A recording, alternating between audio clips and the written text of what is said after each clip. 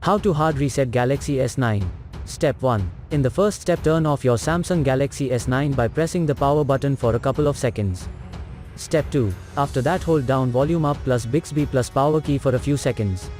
Step 3. Release all keys if you see the Samsung logo.